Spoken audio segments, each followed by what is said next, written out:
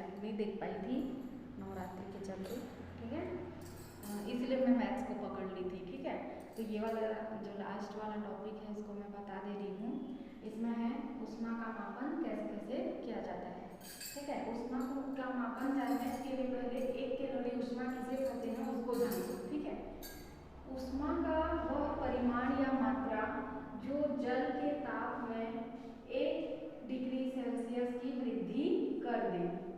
1 ग्राम जल के ताप में होगा, ठीक है। यहाँ पे 1 ग्राम लिख लेना, भूल जा रही हूँ, इसको लिखना मैं भूल गई थी। 1 कैलोरी ऊष्मा क्या होता है? ऊष्मा का वह परिमाण जो 1 ग्राम जल के ताप में 1 डिग्री सेल्सियस की वृद्धि कर दे, वो क्या कहलाएगा? 1 कैलोरी की परिभाषा है, ठीक है। और 1 किलो कैलोरी की परिभाषा क्या होगी? ऊष्मा का वह मात्रा या परिमाण है जो 1 किलोग्राम जल का ताप 1 डिग्री सेल्सियस बढ़ा दे, ठीक है। 1 डिग्री सेल्सियस बढ़ाने के लिए आवश्यक है, समझ में आ रहा है ना। 1 कैलोरी माने 1 ग्राम जल का ताप 1 डिग्री सेल्सियस बढ़ाएगा, और 1 किलो कैलोरी माने होगा 1 किलोग्राम जल का ताप 1 डिग्री सेल्सियस बढ़ाने के लिए आवश्यक होगा, ठीक है। 1 कैलोरी का मान होता है 4.186 जूल, ठीक है। 1 कैलोरी का मान 4.186 जूल होता है। जूल जो है ऊष्मा का मात्रक होता है, ठीक है। और 1000 कैलोरी माने क्या होगा? 1 किलो कैलोरी, ठीक है। 1000 कैलोरी माने 1 किलो कैलोरी, ठीक है। अब उसके बाद है विशिष्ट ऊष्माधारिता। विशिष्ट ऊष्माधारिता का परिभाषा बता रही हूँ, फिर इसको समझाऊंगी, ठीक है। किसी पदार्थ के 1 किलोग्राम का ताप, ठीक है। यहाँ पे सब चीज मैटर करता है, 1 किलोग्राम है कि ग्राम है कि थोड़ा सा है, इसको देखना जरूरी होता है, ठीक है। किसी पदार्थ के 1 किलोग्राम का ताप 1 डिग्री सेल्सियस बढ़ाने के लिए जितनी ऊष्मा की आवश्यकता होती है वो उस पदार्थ का विशिष्ट ऊष्माधारिता कहलाता है। मतलब कोई सा भी पदार्थ लोगे तो उसका 1 किलोग्राम का ताप बढ़ाने के लिए, 1 सेंटीग्रेड बढ़ाने के लिए जितना ऊष्मा हम उसको देंगे वो उस पदार्थ का विशिष्ट ऊष्माधारिता कहलाएगा। और विशिष्ट ऊष्माधारिता जो है 3 कारक पर निर्भर करता है, ठीक है। विशिष्ट ऊष्माधारिता 3 कारक पर निर्भर करता है। पहला, वस्तु के द्रव्यमान पर। वस्तु का द्रव्यमान जितना अधिक होगा, मतलब जो जितना वजनी होगा उसको ज़्यादा ताप देना पड़ेगा। तो सारे पदार्थ का विशिष्ट ऊष्माधारिता इसीलिए अलग अलग होता है क्योंकि विशिष्ट ऊष्माधारिता 3 पदार्थ पर निर्भर करता है। वस्तु के द्रव्यमान पर, ताप वृद्धि पर, हम उसको कितना ताप दे रहे हैं, और पदार्थ की प्रकृति पर, ठीक है। जैसे तेल और पानी, अगर हम तेल और पानी को में से दोनों को एक साथ गर्म करेंगे तो तेल पहले गर्म होता है क्योंकि तेल की विशिष्ट ऊष्माधारिता कम होती है। समझ में आ रहा है ना। प्रकृति माने पदार्थ की प्रकृति पर, 3 चीजों पर विशिष्ट ऊष्माधारिता निर्भर करता है, वस्तु के द्रव्यमान पर, ताप वृद्धि पर, और पदार्थ की प्रकृति पर, ठीक है। तो यहाँ पे कुछ पदार्थ का विशिष्ट ऊष्माधारिता दे दिया गया है। सबसे ज्यादा होता है विशिष्ट ऊष्माधारिता जल का, ठीक है। जल की ऊष्माधारिता होती है 4186 जूल प्रति किलोग्राम डिग्री सेल्सियस, ठीक है। देखो, विशिष्ट ऊष्माधारिता का मात्रक होता है जूल प्रति किलोग्राम डिग्री सेल्सियस, ऐसे लिखा जाता है, और पढ़ने में ऐसे पढ़ते हैं, जूल प्रति किलोग्राम डिग्री सेल्सियस, ठीक है। ये विशिष्ट ऊष्माधारिता का क्या होता है? मात्रक होता है। तो सबसे ज्यादा होता है यहाँ पे जो चीज दिया है, जल का सबसे ज्यादा दिया है, उसके बाद बर्फ का है, फिर उसके बाद कांच, लोहा, तांबा, पारा और लेड का, ठीक है। तो अब देखो, जल की विशिष्ट ऊष्माधारिता अधिक है, मतलब वो जितना देर से गर्म होता है उतना ही देर तक ठंडा होता है। मतलब वो गर्म होने में जितना समय लेगा ठंडा होने में भी उतना ही समय लेता है। इसलिए जो जल की विशिष्ट ऊष्माधारिता का उपयोग दैनिक जीवन में बहुत ज़्यादा है। जैसे कि जब हमें कोई चोट लगती है या कहीं पे सूजन आता है तो हॉट वाटर बॉटल का सेंक लेते हैं ना। क्यों? क्योंकि अगर हम गर्म जल को हम सेंक लेते हैं तो जल जो है ठंडा होने में ज़्यादा समय लेता है, क्योंकि उसकी विशिष्ट ऊष्माधारिता बहुत ज़्यादा होती है। इसलिए जल की विशिष्ट ऊष्माधारिता का उपयोग क्या करते हैं, चिकित्सा के क्षेत्र में किया जाता है। क्या के लिए? सेंकने के लिए। दूसरा होता है इंजनों में शीतलक के रूप में। इंजन में शीतलक, शीतलक माने ठंडा करने वाला। अब जल देर से गर्म होगा तो देर से उसको यूज़ करेंगे तो देर से गर्म होता है, इसलिए इंजन में शीतलक के रूप में उसका उपयोग करते हैं। ठीक है।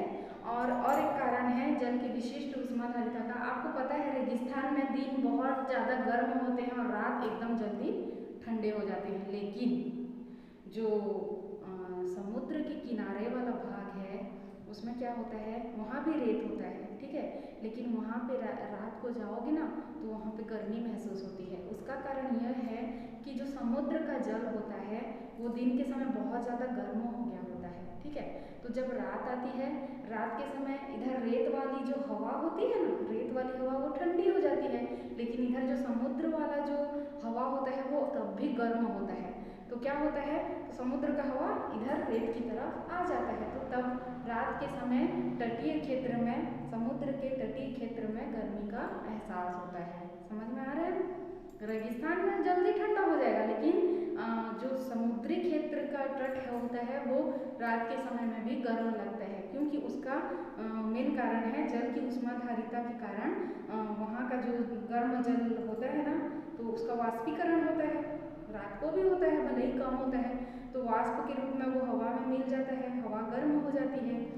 और हमको पता है कि हवा हल्की हो गई गर्म होकर तो क्या करेगी, जो हल्की वाली जो है ठंडी वाले का जगह ले लेगी और ठंडी वाले जो है हल्की वाले का जगह ले लेते हैं। इस प्रकार यह प्रक्रिया चलते रहती है जब तक दोनों का ताप समान न हो जाए। ये आप 10वीं क्लास में पढ़ोगे, अभी थोड़ा सा मैं बता दे रही हूँ, याद करना। ठीक है, कि ऐसे भी होता है। तो ये जो होता है जल का विशिष्ट ऊष्माधारिता का महत्व होता है। अब है ऊष्माधारिता। ठीक है, ऊष्माधारिता किसी पदार्थ का ताप, देखो यहाँ पे 1 किलोग्राम पदार्थ के 1 किलोग्राम का ताप 1 डिग्री सेल्सियस बढ़ा रहे थे, लेकिन ऊष्माधारिता में किसी पदार्थ का ताप 1 डिग्री सेल्सियस बढ़ाने के लिए आवश्यक ऊष्मा की मात्रा उसकी ऊष्माधारिता कहलाती है। समझ में आ रहा है ना? कोई सा भी पदार्थ है, संपूर्ण पदार्थ, थोड़ा हो, बहुत हो, कम हो, इसमें देखो मात्रा दे दिया है 1 किलोग्राम ही पदार्थ लेंगे, लेकिन जो ऊष्माधारिता है संपूर्ण पदार्थ का ताप 1 डिग्री सेल्सियस बढ़ाने के लिए आवश्यक ऊष्मा की मात्रा को क्या कहते हैं? ऊष्माधारिता कहते हैं। और इसका मात्रक होता है जूल प्रति डिग्री सेल्सियस। ठीक है, इसका मात्रक क्या होता है? जूल प्रति डिग्री सेल्सियस। तो इस प्रकार क्या होता है कि किसी भी वस्तु को गर्म करने के लिए दी गई ऊष्मा या ठंडा करने के लिए ली गई ऊष्मा का सूत्र होता है, यहाँ पे देखो Q माने होता है ऊष्मा, M माने द्रव्यमान, S माने होता है उसका विशिष्ट ऊष्माधारिता और T माने ताप में वृद्धि या कमी। ठीक है, जब उसको ठंडा करेंगे तो ताप में कमी होगी और जब उसको गर्म करेंगे तो ताप में वृद्धि होगी। ठीक है, Q बराबर mst होता है, ये उसका सूत्र है, ऊष्मा को मापने का सूत्र है। Q माने क्या होता है? विशिष्ट ऊष्माधारिता, सॉरी, गर्म होने के लिए या ठंडा होने के लिए दी गई या ली गई ऊष्मा बराबर m होता है वस्तु का द्रव्यमान गुणित वस्तु की विशिष्ट ऊष्माधारिता गुणित ताप में वृद्धि या कमी। ठीक है, समझ में आ रहा है? पदार्थ को दी गई या ली गई ऊष्मा बराबर होता है पदार्थ का द्रव्यमान गुणित विशिष्ट ऊष्माधारिता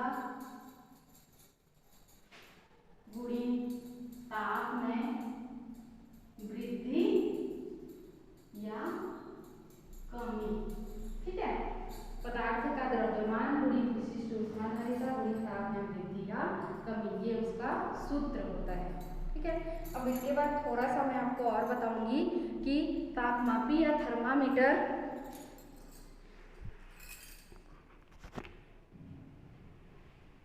दिख रहा है ना, इसको अच्छे से आप लोग बना लेंगे। ठीक है, फिर ये इसी से रिलेटेड क्वेश्चन भी है। अभी मैं थोड़ा सा आपको ये बताऊंगी कि तापमापी हम थर्मामीटर में पारा का ही उपयोग क्यों करते हैं, उसका कुछ कारण दिया है। देखो, पारा एक चमकीला और अपारदर्शी द्रव्य है जिसके कारण कांच के बाहर उसे आसानी से देखा जा सकता है, रीडिंग ले सकते हैं। यह कांच में चिपकता नहीं है, साए से ऊपर चढ़ जाता है। यह अधिक ताप परास के लिए द्रव के रूप में होता है, मतलब ऋण 39 डिग्री सेल्सियस और 357 डिग्री सेल्सियस के बीच में वह द्रव के रूप में रहता है। इसलिए जो होता है पारा, मतलब सभी ताप में इसका ताप एक समान रहता है, वो द्रव रूप में ही होता है। इसलिए क्या होता है, पारा को थर्मामीटर में उपयोग करते हैं। ठीक है, इसके बाद तो आप लोग जान रहे हो थर्मामीटर से ताप का मापन कैसे करते हैं।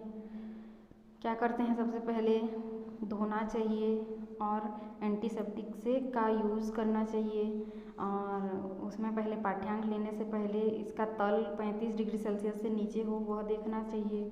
ठीक है, हमारी आँख की दृष्टि सीध में होनी चाहिए, सावधानी पूर्वक इसको रखना चाहिए क्योंकि कठोर वस्तु से टकराने पर वह टूट जाता है। तो इस प्रकार क्या है, तापमापी से रीडिंग लेने का तरीका है। ठीक है, अब है इसको आप लोग पढ़ लेना। ठीक है, अब मैं आपको अभ्यास के प्रश्न बता दे रही हूँ।